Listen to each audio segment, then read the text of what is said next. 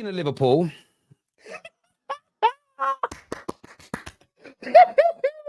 I've been waiting. Let's go.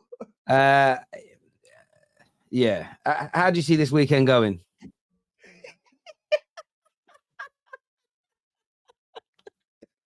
I've never seen Terry. Yo, camera, focus. Hello, camera. Listen, I've never seen Terry this depressed to segue to a segment his whole fucking life.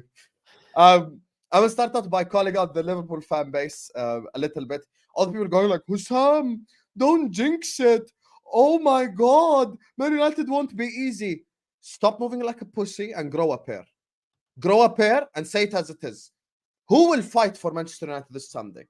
I now want to be worried about Man United. They're about to go to war at Anfield with 7,000 extra people as well, because the upper stand's been opened. So with 7,000 extra people, they're about to go to war on Anfield this Sunday. Name one player in that United team who is ready to go to war and fight. I know, by the way, the complacency that the fans are showing, including myself and others, please don't think that that will be shown by Jurgen Klopp and the players, because Jurgen Klopp is a very professional manager. He knows how to remove complacency from the players' heads. There'll be no such thing as complacency. I think this Sunday it's going to be a bloodbath, because Man United cannot win. If they park the bus, we'd win. And if they want to attack us, we'd win even more. So it's like we're winning regardless this Sunday. And I've never been less worried in my entire life about a Liverpool United game at Anfield. I look at that United team. I know Ten Hag's come under a lot of criticism recently, and rightfully so. He deserves criticism, but some of these players, man, Leopards don't change their spots. They let down Ranić, they let down Oli, some of them let down Mourinho, some of them even as far back as David Moyes letting people down, letting down Van Gaal. They've let down so many managers. I doubt they're going to change, from now. If Manchester United magically get Pep Guardiola in tomorrow, they still cannot win this Sunday, because these players are not ready to come to war. These players are not ready to come to Anfield and do something. This is the thing. And the reality is, I just don't see no way out for Man United this Sunday. And when you're talking about he's probably going to ask my prediction later. I could just say it now. I predicted Liverpool to win 6-0. Yesterday, my prediction, so I said Liverpool going to win 6-0. And I'm not even bantering. I just do not see a way out for Manchester United in this game. All the main players were rested yesterday in the Europa League game, other than, I don't even think Gakpo starts this Sunday anyway, or Elliott or Jones. So we should be good to go. So, look, Man United have no player to turn up. And actually, Man United haven't scored a goal at Anfield since 1819, since Jose Mourinho.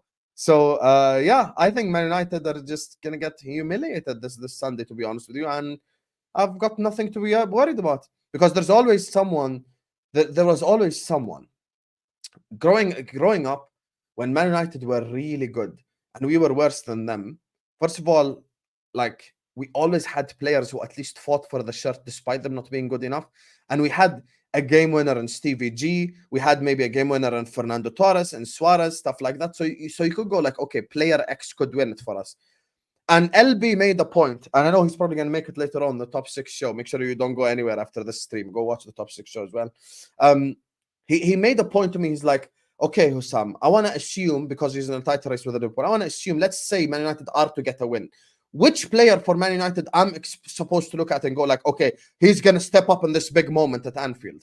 The problem is there is no one right now to step up for you. So, yeah, if you play FPL, triple captain Salah. That would be my honest advice. 16 GA in 12 games against them. Just triple captain Mo Salah. You will thank me for this advice, because whether it's Diego Dallo or Sergio Reguilon, it's going to be a long-ass day on that left-hand side. So, I am showing class. I am being humble. This is me being humble. You know how I can be an asshole if I say 8-0. I said 6-0 just because I want to complete the set. Because 3 is there, 4 is there, 5 is there, and 7 is there. So I feel bad for the number 6 because it ain't there yet. So I just want the number 6 to be present in our history of results. So big up. And I meant every single word. Terry has been working with me for a while. He knows when I'm bantering and he knows when I'm being for real. I actually am generally not worried at all. There is not a single player that intimidates me in that whole United team. Like, I want Terry to go like, you know what, Hussam, we might be able to get something. There is hope. But if he does that, I just want him to name me the player who will step up in this big moment.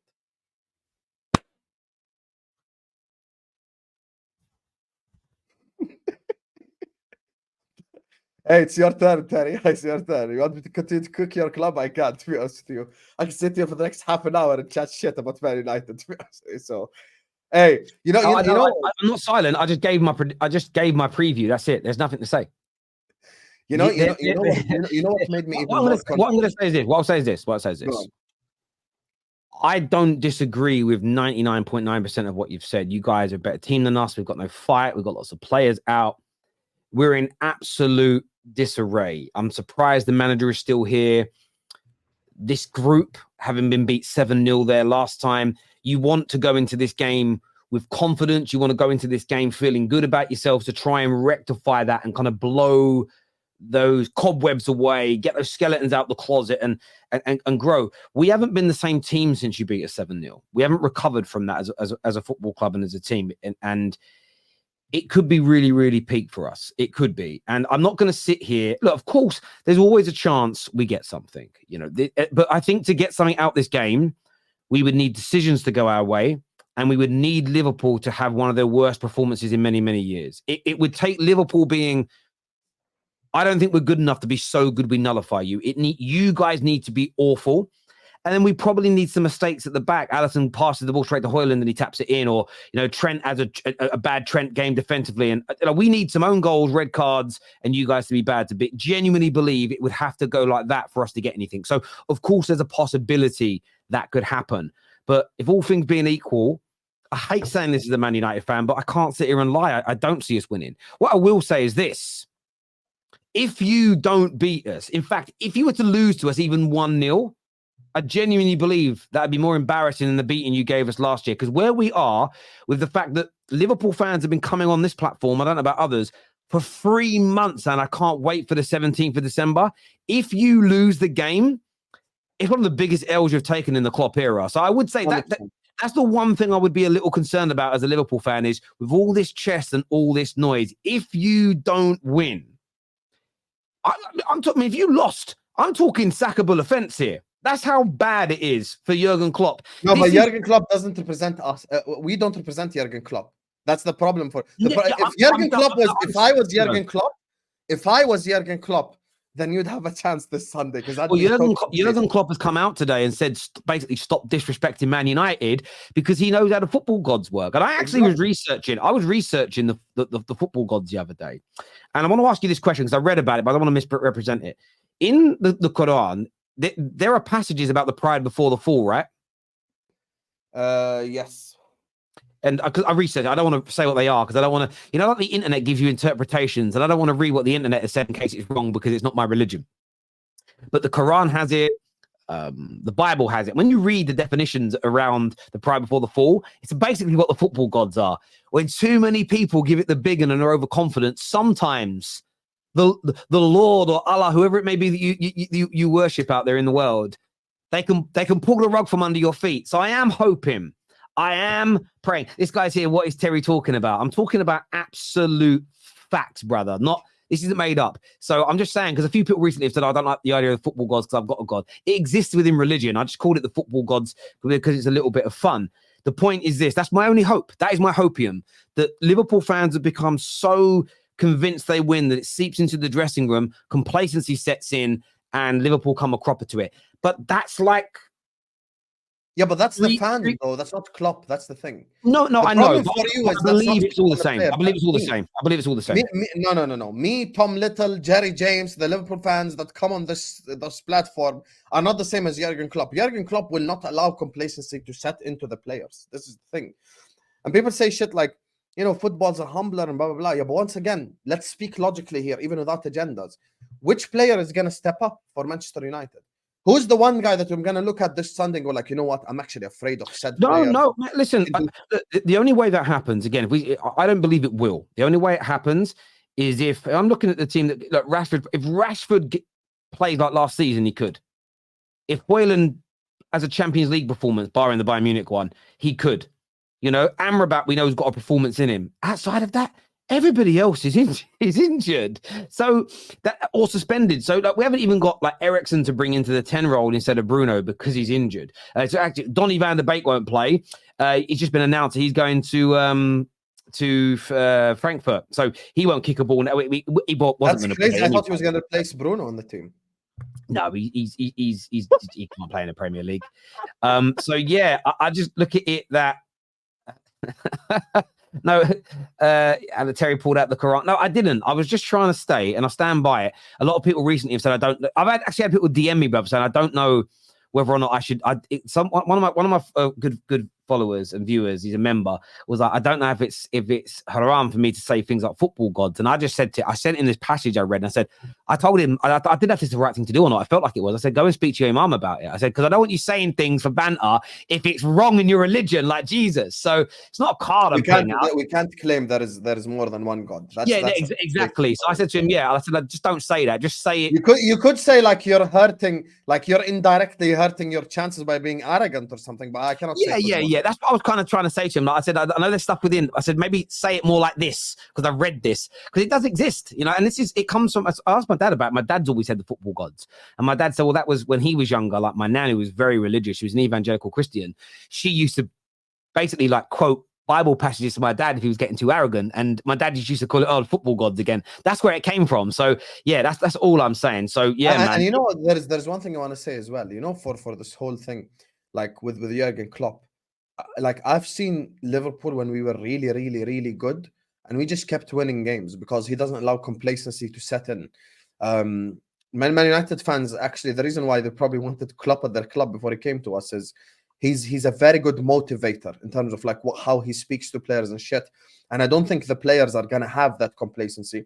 And the one thing that gives me extra confidence is actually not your recent Premier League game, your recent Champions League game against Bayern Munich. You know why? Sometimes we say stuff like, Bayern Munich won the game in second gear. I believe Bayern won that game in neutral. That was actually genuinely, like, yes, it was 1-0, but it was actually really embarrassing because Man United just did not look like they belong in the same competition as Bayern Munich. And that's the worrying part. Like, the first game, the 4-3, you're like, yo, Bayern Munich don't even look that good. But now that 1-0 game, I'm like, yo, that's crazy. So for me, all I'm saying is, look, in order for me to be worried, like there needs to be someone that I look at this Sunday on the opposition lineup and go like, oh shit, he could cause us problems, he could do this, he could do that, he could be a game changer. But I look at that Man United team, the fact that Varane and Evans are playing as the centre-back partnership, the fact they've got Dalot, the fact they've got Wan-Bissaka, the midfield, Mainu is probably as talented as he is, at Anfield, that won't be good enough. Amrabat, I want him to start. I want him to start. Kobe will be one of the only players who puts in a performance that we're proud of. I'm telling you, even when he came on against Bayern, just 2 or 3 passes and touches from him, the class that he has. And it's funny, really, because again, I've had this argument with United fans online. I'm not stating we shouldn't buy better than Kobe, but I still think he should be part of the group. He's better technically than all our other midfield players, and he's 18 years old. And just see it straight away. We have some super chats here. The system will allow him to display that. Yeah, I mean, yes. I mean, everybody's systems allow players to display their class on the ball. I don't think that would stop him, but it will just be it'll be a shining light in an otherwise awful performance. And again, some people will call me a fake United fan for not backing my team, but it isn't backing your team predicting things that are completely implausible. And I want to win. As much as I don't back this manager anymore with all the things he's told us, I want to win. In fact, I don't back the manager anymore, but I want to be wrong. I want him in the medium to long term to prove me wrong, to start winning, to galvanize this team, because all I actually want, I don't want to be right. I want Man United to be successful. And if it means my predictions are wrong, but my club are successful, I'm just going to celebrate. I'm all in. There is no agenda. But I cannot see a scenario other than the one I've painted where you guys make 2 or 3 catastrophic mistakes, maybe get a player sent off, and everybody up the other end misses all your chances. That's the only way we grab anything. Like genuine. When Arsenal beat you, I want to say it was 2-0, it might have been 1-0. It might be 2-0 or 2-1, but they only had like 1 shot on target in the whole game and beat you 2-0. It was the thing. It might have been just after lockdown, and it was like I think you guys scored an own goal, then they scored another one on the counter attack, and I think they beat you 2-0 or 2-1. But they only had 1 shot on target the whole game, but scored 2 goals. It's going to need to be when we won the league in 1920. After the COVID break.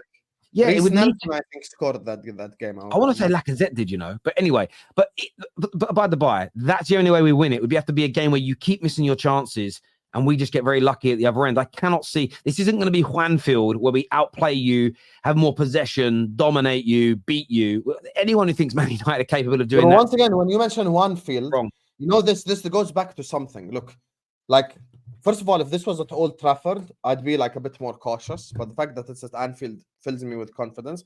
And the second thing is, you just mentioned Juanfield, right?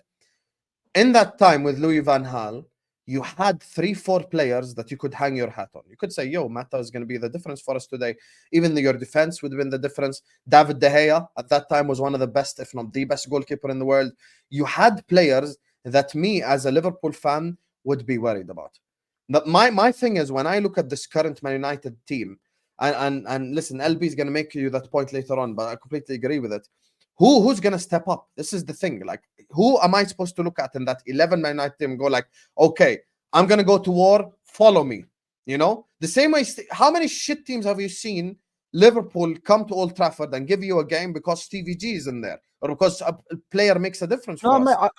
I cannot agree with you more. I just, and that's why it's painful for me. But I'm not going to sit here and create an argument that I don't think exists. Let's do some super chats here.